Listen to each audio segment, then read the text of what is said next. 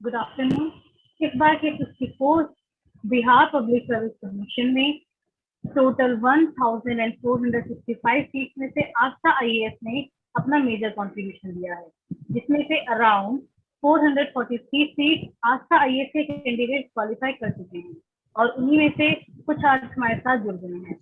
First of all I would like to invite mister Naseem Kumar Nishant, जिन्होंने इस बार के बीपीएस में 140th रैंक हासिल करी है और वो सबसे कम उम्र में यानी कि 22 साल में एसडीएम की पोस्ट पर पहुंच चुके हैं।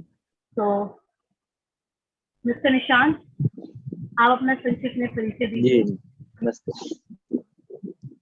जी, मेरा नाम नसीम कुमार निशांत है और मैंने 10वीं की पढ़ाई SRDAV पब्लिक स्कूल पोखरी से की है, यहीं से जहां मेरा पैतृक गांव है। उसके बाद मैंने 12th वुडवाइन पब्लिक स्कूल दरभंगा से किया है। फिर मैंने बीटेक IIT BHU वाराणसी से किया है। उसके बाद से मैं इस तैयारी में जुटा था 2018 के करीब। उसके बाद से मैं इधर ही था।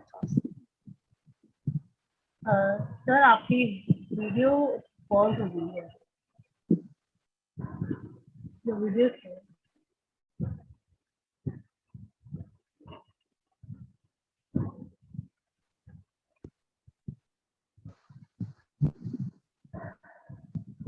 ना। Hello ma'am, am I clear? Yes sir, now your voice is clear. बीच में थोड़ी ब्रेक है। आवाज आ रही है ma'am? Yes sir, now your voice. Okay. तो इस सफलता में आपके जीवन में कुछ बदलाव आए हैं, तो वो जरा बताएं।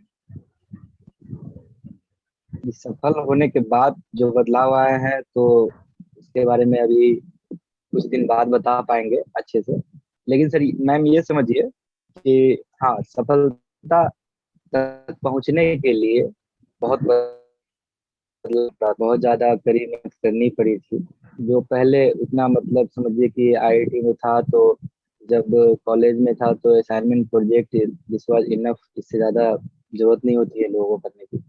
लेकिन जब इस तैयारी में जुटते हैं आप सिविल सर्विस में, तो आपको ज्यादा मेहनत करनी पड़ती है। तो हाँ, ये जरूर है कि सफल होने के बाद ये कह सकते हैं कि बदलाव के तौर पर कि मैं मेहनती हूँ, ये आप कह सकते हैं। हाँ, और कि ठीक है, अगर आप मेहनत करते हैं तो सबसे कम उम्र में 22 वर्ष की उम्र में भी आपको सबसे युवा SDM बनने का सौभाग्य प्राप्त हो सकता है। बस अच्छा लग रहा है, बस ये समझिए। चलिए, अच्छी बात है। और एक और सवाल कि आपका रिजल्ट अनाउंस होने पर आपके घर में कैसा माहौल रहा? एक्चुअली मैं जब रिजल्ट अनाउंस हो रहा था, उससे पहले मैं कहीं और था जानबूझ करके, ताकि मुझे डर था कि कहीं मैं अगर इसमें लिस्ट में नहीं आया तो फिर पता नहीं क्या बीतेगी मुझ पर। ये एनजाइटी बहुत ज्यादा थी, तो मैं कहीं और था। लेकिन उससे पहले वालों ने देख लिया, पता नहीं कहाँ से उनको पता चली। और वो दौड़ कर आए, वही लोग दौड़ कर आए, SDM SDM करके चिल्लाते हुए आए। तो मुझे लगा कि ये लोग बहुत खुश है, और उसके बाद मुझे भी बहुत खुशी हुई। फिर मैंने 4-5 बार रिजल्ट को देखा बढ़िया से। एक्चुअली मैं जिस तरह का मेरा पेपर गया था, वो DSP तक तो मैं निश्चित था कि DSP शायद मिल ही जाए। हाँ, लेकिन SDM मैंने नहीं सोचा था। एक्चुअली कट ऑफ काफी नीचे चला गया, इस वजह से SDM भी निश्चित हुआ है।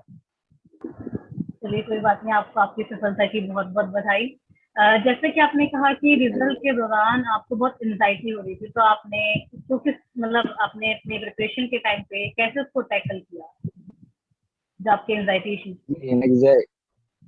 जी, एंग्जाइटी मतलब इसमें ये है कि एंग्जाइटी क्यों ना हो, एक्चुअली स्वाभाविक है, बहुत नेचुरल है इसमें एंग्जाइटी का होना।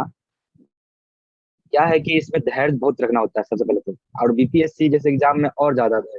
UPSC हो तो फिर भी 1 साल में आप फाइनल कर सकते हैं। है कि आप 18 में दिए एग्जाम को, 18 के बाद फिर 19 में इसका मेंस ले रही है, फिर 20 में इंटरव्यू ले रही है। उस चक्कर में आप UPSC भी नहीं दे पा रहे हैं बढ़िया से। तो इस टाइप का होता है। और जॉब सिक्योरिटी ना हो, अगर आप ऐसे हो, मतलब इतने बड़े इंस्टीट्यूट से हो, तो फिर और आपने प्लेसमेंट को ठुकराया हुआ है, बढ़िया प्लेसमेंट को, 25-30 प्लेसमेंट को, तो घर वाले भी परेशान रहते हैं कि मतलब अब तो कर लो, जॉब उम्र हो रही है।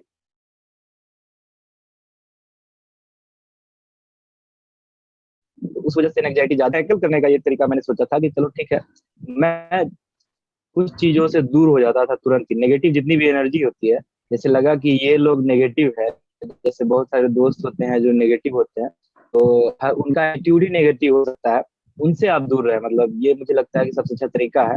और अपने आप को जब लगे कि ये नहीं समझ में आ रहा, एनजाइटी हो सकता है कभी कभी ज्योग्राफी पढ़ते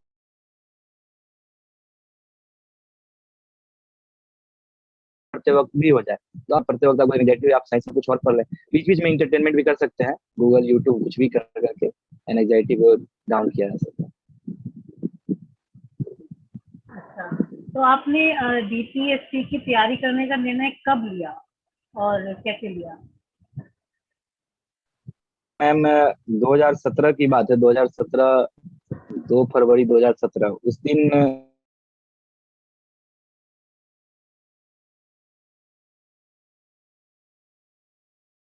मैं, मेरे हाथ में प्लेसमेंट, उसको मैं भर रहा था, तो मैंने नाम भरा ही था कि मुझे कॉल आया घर से, और घर से कॉल आया कि मेरी मम्मी का डेथ हो गया है एक्सीडेंट। तो ये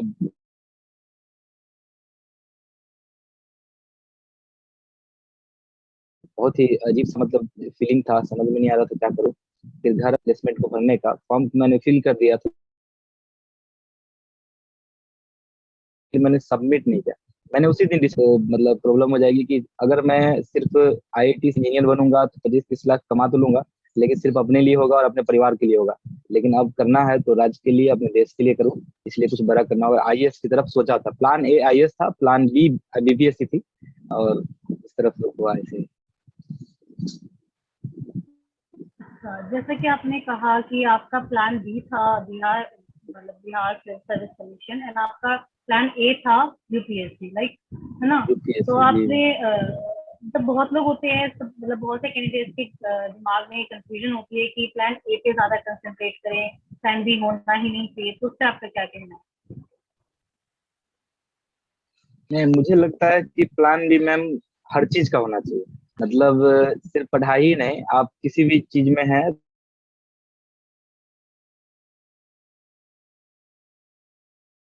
तो प्लान बी का सीधा फायदा यह है कि आपके रहेगा, जैसे मैंने 64th भी दिया, 65th भी दिया, 66th भी दिया, 65th का मैंने मेंस भी लिखा है। तो ये जो सिक्योरिटी होती है ना, वो आपको हमेशा रखेगा कि आप आगे जो प्लान ए को जब भी एक्सिक्यूट करने आप जाएंगे, तो आपको ये डर नहीं होगा कि आप मतलब कोई बैकअप नहीं है आपके पास। प्लान बी बैकअप के लिए है, वो बैकअप आपको बढ़िया होगा आपके लिए, इसलिए प्लान बी होना चाहिए। प्लान ए पे वर्क जरूर करना चाहिए, लेकिन प्लान ए के साथ साथ आप प्लान बी को एक्सिक्यूट करने का प्रयास कर सकते हैं, लेकिन प्लान ए आपके प्रायोरिटी लिस्ट में होना चाहिए, ये इंपॉर्टेंट है। प्लान ए को मैं नहीं कह रहा कि उसको हटा देना चाहिए, उसको डिस्कार्ड करना चाहिए, ऐसा कुछ नहीं, लेकिन प्लान बी जरूर रखिए किसी भी चीज का। अंत में कभी कभी होता है कि प्लान बी ही काम आए, जैसे प्लान बी जो मेरा था बीपीएससी, बीपीएससी पापा मेरे नहीं चाहते थे कि मैं दूं, तो मैंने ये एग्जाम का फॉर्म मैंने चुरा करके भरा था इनसे, और मतलब एग्जाम भी दिया था, इनको जैसे दिया था उस दिन मैं इनको बोला था। एक्चुअली सौभाग्य से मेरा सेंटर जो प्रीलिम्स का होता है वो एक्चुअली होम डिस्ट्रिक्ट लड़कियों को जनरली मिलता है, लेकिन मुझे लड़का होते हुए मुझे मिला था, मेरा ही होम डिस्ट्रिक्ट में मुझे सेंटर। मैंने बोला मैं घूमने जा रहा हूँ करके मैं गया और उसका पेपर दे दिया। हाँ, मतलब शुरू हुई इसकी कहानी, तो मैंने बताया नहीं था उन लोगों को, किसी को भी नहीं, वो लोग चाहते नहीं थे। तो ऐसे ही होता है, कभी कभी कुछ भी हो सकता है, सौभाग्य कहाँ ले जाए कौन जानता है। चलिए, बहुत अच्छी बात है, आपने फैसला लिया और आप एसडीएम की पोस्ट पर अब काम कर रहे हैं। तो आपसे एक और सवाल है मेरा कि आप आने वाले कुछ सालों में बिहार की कैसी छवि देखना चाहेंगे, like what's your dream Bihar? जी मैम, बिहार की छवि की जहां तक बात है, मैं अगर पर्सनली मुझसे पूछिए तो बिहार की छवि अभी अच्छी हो रही है, धीरे धीरे सरकारें आती हैं जाती हैं, अलग अलग सरकारें अलग अलग चीज पे फोकस करती हैं। बहुत सारी सरकारें हैं जो महिला सशक्तिकरण पे काम कर रही है। मेरा फोकस अगर मुझसे पूछेगा पर्सनली, मैंने इससे पहले भी 4-5 इंटरव्यू में मैंने बोल दिया है, बस समाज के सबसे मतलब डिस्कार्डेड लोग हैं, जो सबसे, जिनके पास वनरेबल है, जो बहुत वनरेबल है, जिनके पास कुछ नहीं, जो सबसे गरीब होंगे, जो वंचित होंगे, उन तक पहुंचूंगा। और इन सब में अगर आप देखिएगा तो सबसे ज्यादा वनरेबल महिलाएं होती है, चाहे वो किसी भी समाज की हो, चाहे आप ऊपर से नीचे उठा ले। और उनकी बात को कोई घर में नहीं सुनता है। अब दूसरे घर में क्या जाऊं मैं, घर अपने घर में भी देखने को मिलता है ये सब चीज, कि दीदी की बात को डिस्कार्ड करके हम लोग कुछ रखते हैं तो लोग हम लोग को सुनने लगता है। तो ये नहीं होना चाहिए, इस सब चीज पे मैं वर्क करना चाहता हूँ। तो बिहार की छवि ऐसी हो कि कल को बिहार को लीड करने वाली महिलाएं हो, और महिलाएं मतलब पहुंचे वहां तक, जो जिस संदर्भ में नीतीश जी ने बहुत अच्छा काम किया है कि उसमें 50% आरक्षण है कि महिलाओं को पंचायती राज में, उसी तरह से होगा, आगे बढ़ेंगे धीरे धीरे। ऐसी छवि हो कि बिहार को लीड एक महिला करे। महिलाएं, क्योंकि मुझे लगता है कि सिर्फ होम मेकर नहीं होनी चाहिए, उनका मैनेजमेंट स्किल बहुत ही अच्छा होता है, जहां तक मैं समझता हूँ। वो आराम से दो चार चीजें अच्छे से साइमल्टेनियसली मैनेज कर सकती है। वो लड़के नहीं कर पाते, मैं खुद नहीं कर सकता जितना मुझे लगता है हमेशा। लेकिन मुझे लगता है कि महिलाएं जरूर कर सकती है। कभी कभी उनका ही आइडिया होता है कि आप ये करो वो करो, पता नहीं कहाँ से देखती है, कैसे टैलेंट वो समझ पाती है। मैं खुद ही नहीं समझ पाता उनके अंदर क्या स्किल है जो भगवान ने उनको दिया और हम लोग को नहीं दिया। ये पक्षपात क्यों हुआ हम लोग के साथ। लेकिन मैं जरूर कहूंगा कि बहुत ज्यादा समझ सुदृढ़ होती है महिलाएं, जिनको मैनेजमेंट के मामले में खासकर देखिएगा तो बहुत बढ़िया होती है। तो बिहार ऐसा हो कि बिहार में अगर देखें तो ऐसा तो है नहीं कि किसी भी चीज की कमी, बस उसको सही से मैनेज कर लिया जाए तो वो बढ़िया हो जाएगा। तो मैनेजमेंट में मैंने कहा अभी महिलाएं अगर आएंगी, लीड करेंगी सभी जगह से, तो फिर बहुत बढ़िया हो जाएगा। ब्यूरोक्रेट्स महिलाएं बने तो ज्यादा अच्छा हो। चलिए, आपकी बात सुन के बहुत अच्छा लगा। आपने कहा कि जैसे हम घर में ही देखते हैं कि महिलाओं के साथ इक्वल बिहेवियर नहीं होता है, तो आप चाहते हैं कि अपने घर से ही शुरुआत करें। तो आपने जी उसके डायरेक्शन में कुछ काम किया है, अपने ही घर से शुरुआत की होगी। जी मैम, जैसे कि मैंने अपने नाम को, अब मैं चेंज कर रहा हूँ अपने नाम को। मेरा नाम नसीम कुमार निशांत है। जनरली लोग अपने नाम में पापा का नाम जोड़ते हैं, मैं अपने पापा का नाम न जोड़ के मैं अपनी मम्मी का नाम नसीम मंजू निशांत करने जा रहा हूँ। तो ये पहला चेंज होगा मेरी तरफ से। उसके बाद महिलाओं को अधिकार, ये बात मैं जब मैं रखता हूँ तो घर वाले भी सुनते रहते हैं इंटरव्यू को, तो वो भी समझ रहे हैं, तो उनकी बात को अब लोग सुनने लगे हैं घर में भी। जब वो बोलती हैं कुछ तो उनको लोग अब गौर करने लगे हैं। और वैसा ही मैं चाहता हूँ माहौल पूरे हर जगह हो, पूरे प्रदेश में भी हो।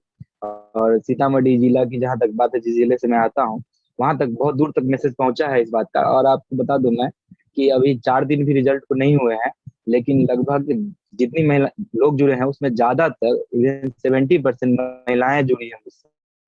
इसी वजह से है कि एक व्यक्ति आया है जो महिलाओं की बात करना चाहता है, और मैं उन लोगों को सच में आगे बढ़ाना चाहता हूँ, और वो लोग बढ़ेंगे भी, ऐसा मेरा विश्वास भी है।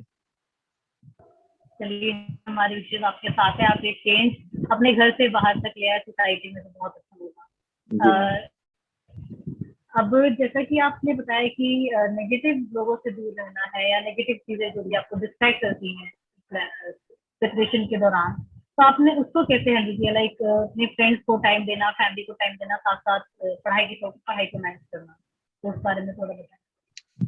मैम मेरा पढ़ाई का, मैंने टाइमिंग वाइज पढ़ाई नहीं की है, मैंने टारगेट बेस्ड पढ़ाई की। जैसे कि अगर आप टारगेट बनाते हैं कि मुझे 10 टॉपिक खत्म करने हैं रोज, अगर मैंने कुछ सोचा, सुबह उठते ही मैं ये डिसाइड करता था कि मुझे पढ़ना क्या है आज, और वो रात को सोने वक्त डिसाइड करता था कि आज मैंने कितना कंप्लीट किया है, कितना बच गया कल के लिए। ऐसा नहीं होना चाहिए कि बचना चाहिए, जब तक वो कंप्लीट हो तब तक मैं पढ़ता था, और तब तक मैं फ्रेंड्स के पास जाता ही नहीं। ये मेरी प्लानिंग होती थी। और उनसे मैं उनका फोन को स्विच ऑफ कर लेता था। फोन को स्विच ऑफ करके पढ़ना चाहिए अगर ऐसा लगे तो। अब फोन तब उठाइए जब आपको, जब इमरजेंसी हो, घर वालों को बोल दीजिए जब तक इमरजेंसी ना हो, जब तक जीवन मृत्यु का सवाल ना हो तब तक आप फोन ना करें। क्या जरूरत है फोन करने की बार बार, मतलब फोन पे यही फिर घर वाले से पूछते हैं यही चीज की खाना खाया या नहीं, उससे ज्यादा होती नहीं है बात, मुझे लगता है। तो आप उसमें टाइम वेस्ट ना करके, आप जब वो पूछते हैं तो फिर उड़ाने लगते हैं।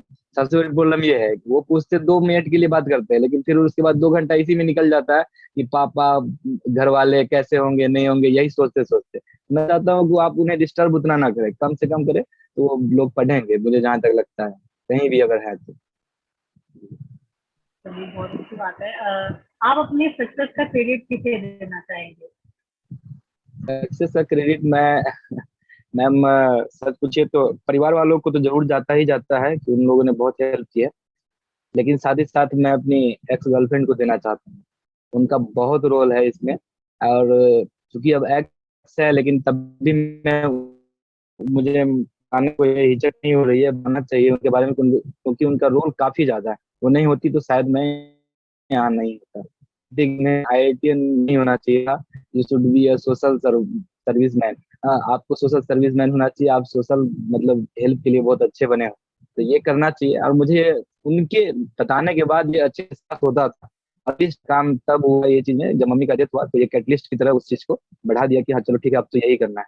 तो लेकिन वो हमेशा के लिए किया भी था एक्चुअली।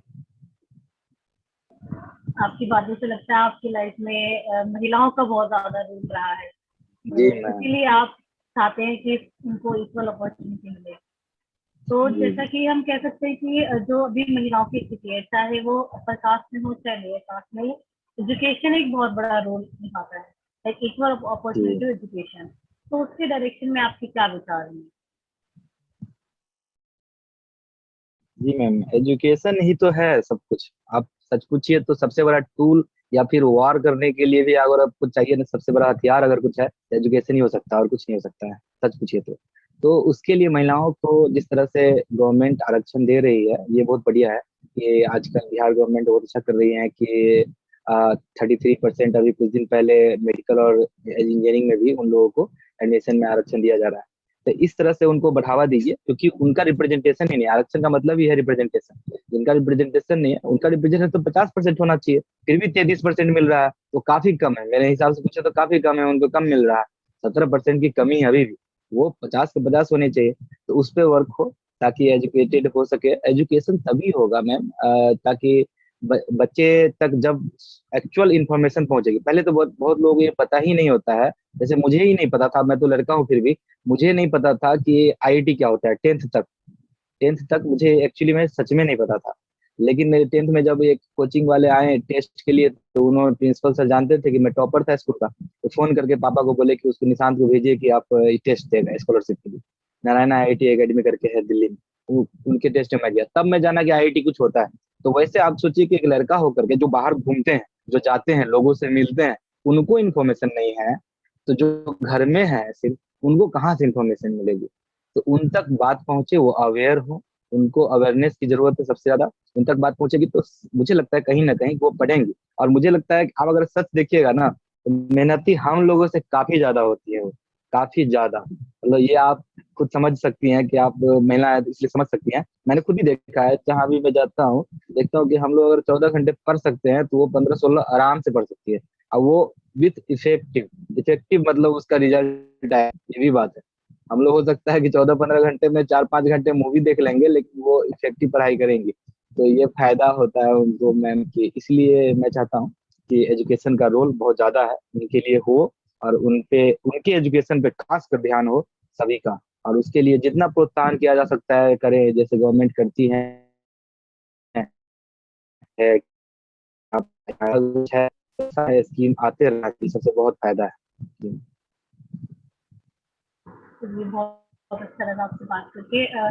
आई आस्था ये आपकी आवाज नहीं आ कोचिंग रही। का अब आ रही है बात? हाँ, हाँ अब आ जी, रही अब आ रही। हाँ जी। कोचिंग का आपके प्रिपरेशन में क्या रोल रहा है, जरा बताएं तो। कोचिंग का एक्चुअली मैम टेस्ट सीरीज का है रोल, कि टेस्ट सीरीज ज्वाइन करना चाहिए। टेस्ट सीरीज मैंने आस्था आईएएस का ही ज्वाइन किया था।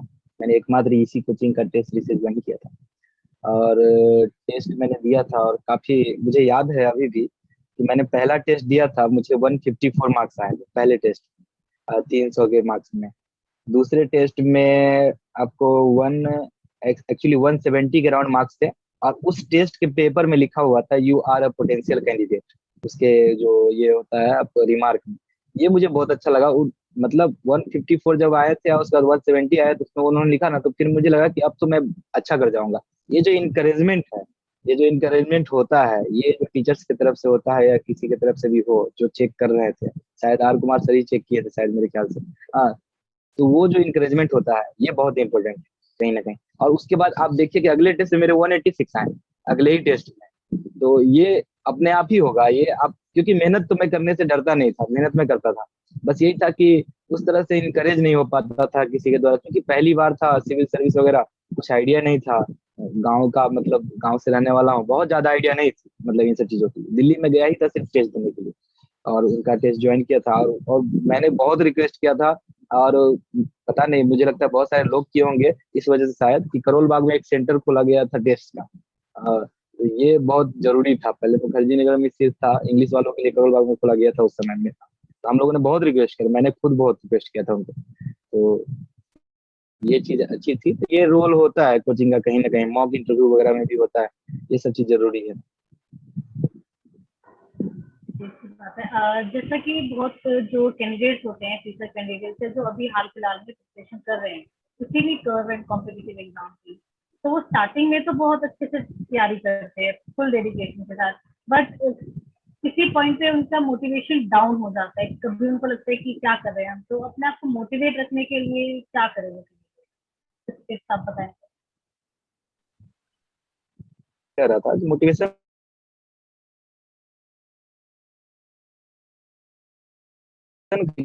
देना तो है यूपीएससी। यूपीएससी अब अक्टूबर 10 अक्टूबर को एग्जाम।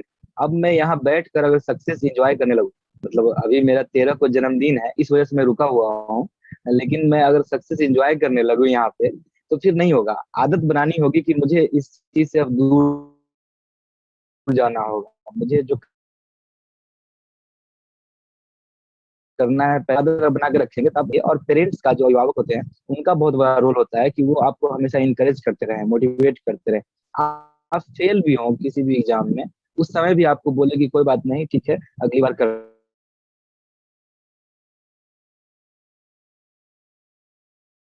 लेना।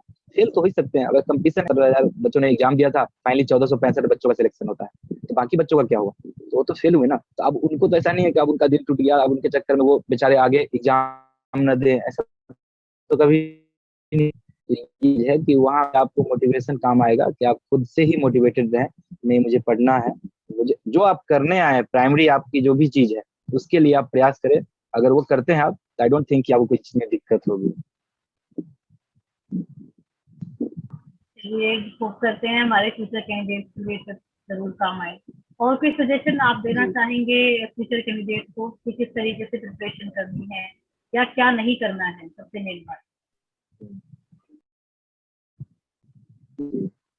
मैं सबसे पहले बताना चाहता हूँ कि क्या नहीं करना है, वो बहुत इंपॉर्टेंट है, जो लोग शायद भूल जाते हैं। जैसे मैं सोशल मीडिया का सबसे ज्यादा यूज करता था, सोशल मीडिया इन सेंस की ट्विटर बहुत यूज करता था। ट्विटर मैं सिर्फ इसलिए यूज करता था कि ताकि मैं करेंट न्यूज से मतलब अवेयर रहूं। वो भी करेंट में political news, Twitter actually political ही होता है पूरा का पूरा, तो पॉलिटिकल न्यूज से मैं अवेयर रहूं। इस और कोई पक्ष नहीं लेना है, आप किसी भी पक्ष में नहीं रहिए, लेफ्ट राइट विंग कुछ मत सोचिए, ना इंटर, ऐसा कुछ नहीं। बस आप उसको देखिए और उससे ये पता कीजिए अच्छा ये न्यूज क्यों चल रहा है, उसके बारे में आप पता कीजिए। जैसे वैक्सीन का मान लीजिए, वैक्सीनेशन का क्या इशू है, उस पर आप वर्क कीजिए। आप पता कीजिए एमआरएनए वायरस क्या होता है, आप उसके बारे में गूगल कीजिए, पढ़िए। ये आप वर्क कर सकते हैं, ये सोशल मीडिया। तो वहां पे लोग जो करते हैं, ट्विटर है, उसको लोग नेगेटिव यूज करते हैं, वो नहीं होना चाहिए। आप वहाँ लेफ्ट राइट सेंटर जो भी होता है ये सब करने लगते हैं, वो नहीं होना चाहिए, पहली बात। दूसरी बात, इंटरनेट का मिसयूज नहीं होना चाहिए। इंटरनेट हो तो उसको सिर्फ सर्फिंग करने के लिए हो और पॉजिटिव डायरेक्शनल सर्फिंग हो। ठीक है, आप देख सकते हैं इंटरटेनमेंट के लिए, कभी कभी आपको आपकी इच्छा हो रही है तो किसी का जोक देख लीजिए, किसी का कुछ देख लीजिए, लेकिन चलेगा। लेकिन ज्यादा नेगेटिव नहीं होना चाहिए। वो अगर आप कंट्रोल, खुद से संयम रखना होगा, ये तो खुद से ही करना होगा। तो ये चीज अगर आप करते हैं तो ठीक रहेगा। बाकी दो चार चीज और है, जैसे कि आप फोन पर, जैसे हो सकता है मैं आपको बताऊं कि गर्लफ्रेंड रहने पढ़ सकते हैं, फोन पे आप रहें, ऐसे रहें कि वो गर्लफ्रेंड का भी बहुत बड़ा रोल होता है कि वो आपको बोले कि ठीक है आज 10 मिनट हो गया, 10 मिनट बाद काफी है आज के लिए। ठीक है, वो खुद भी बोले, तो वो ऐसी होंगी तो और ज्यादा मतलब बढ़िया होगा रिजल्ट आपका। तो फोन पे ज्यादा समय ना दे। और ये कर सकते हैं कि जैसे आप बड़े बड़े कोचिंग या कहीं जाते हैं, जैसे दिल्ली जाते हैं लोग, कोचिंग बढ़िया है वहाँ पर, लेकिन दिल्ली जाते हैं तो उसकी चकाचौंध में न जाए। दिल्ली में आप कोचिंग करने गए हैं, सिर्फ कोचिंग कीजिए, आप वहाँ पढ़ाई कीजिए, आप बाहर घूमिए मत ज्यादा। दिल्ली में बहुत चकाचौंध है मैम। मैं गया दो चार, मतलब 10-20 दिन के लिए ही, लेकिन बहुत चकाचौंध है। उससे दूर रहिए, और उससे जितना दूर रहेंगे तो आप, मैं एक दावे के साथ कह सकता हूँ कि रिजल्ट बढ़िया ही आएगा, कम तो नहीं होगा रिजल्ट। ये सब चीज नहीं करनी है। बाकी करना क्या है, अगर इसमें अगर आप मेरे से पूछेंगे, तो करना यही है कि सबसे पहले तो आदत खुद की डेवलप कीजिए कि हमको सिर्फ पढ़ना है, हम कुछ और करने आए ही नहीं। ये अगर मन में बैठ गया ना, जिस दिन में किसी के मन में भी मुझे रिस्पॉन्सिबिलिटी वाली भावना आ गई, तो आप कुछ भी हो, मतलब आप गरीब हो या फिर आप बहुत अमीर हो, अब अंबानी के बेटे हो या फिर आप एक किसान के बेटे हो, समझे, तब भी आप आईएएस बन सकते हैं, आईपीएस बन सकते हैं, एसडीएम डीएसपी कुछ भी बन सकते हैं। मैंने ये कभी सोचा ही नहीं था कि मैं क्या हूँ। मैं आया एग्जाम देने के लिए, मैंने सिर्फ सोचा मुझे एग्जाम देना है और इसको पास करना है। और उसको दिया, और देखिए मतलब मुझे भी नहीं पता, इतना ज्यादा फेमस मैं हो गया हूँ लोगों के बीच कि इतने सारे मैसेज वगैरह आ रहे हैं कि सबसे युवा एसडीएम होने के नाते और ज्यादा मतलब लोगों के बीच में ये उमंग है। लोग पूछ रहे हैं जो कम उम्र के, जो 12वीं में भी है, 10th में है, वो मिल रहे हैं आकर के, मुझे भी सबसे युवा एसडीएम बनना है। तो ये जो बात है ना, ये अगर उनके मन में भावना आती है तो बड़ी बात है मेरे लिए कि चलिए मैंने उनको इतना मोटिवेट तो किया। ये सब चीज अगर हो तो फिर बच्चे पढ़ पाएंगे। इन सब बातों का ध्यान रखना है, जो कीजिए मतलब सब कुछ कर सकते हैं यू, मतलब अगर आप you are, if you are an allrounder तो आपको कोई दिक्कत नहीं होगी। ऑलराउंडर होने में कोई प्रॉब्लम नहीं है, लेकिन ऑलराउंडर है तो प्रायोरिटी डिसाइड कर लीजिए कि आपको बैटिंग करनी है या बॉलिंग करनी है पहले। अगर आपको बैटिंग करनी है तो ये आपको पता होना चाहिए कि हमको अभी बैटिंग ही करनी है। जब बॉलिंग कर रहे हो तो आपको पता हो कि बॉलिंग ही करनी है। ये आपको अगर क्लियर है मैसेज, तो फिर आप कुछ भी कर सकते हैं। आपसे बात करके बहुत अच्छा लगा। शुक्रिया निशांत जी हमारे साथ जुड़ने के लिए। धन्यवाद। Thank you ma'am. आज थैंक यू।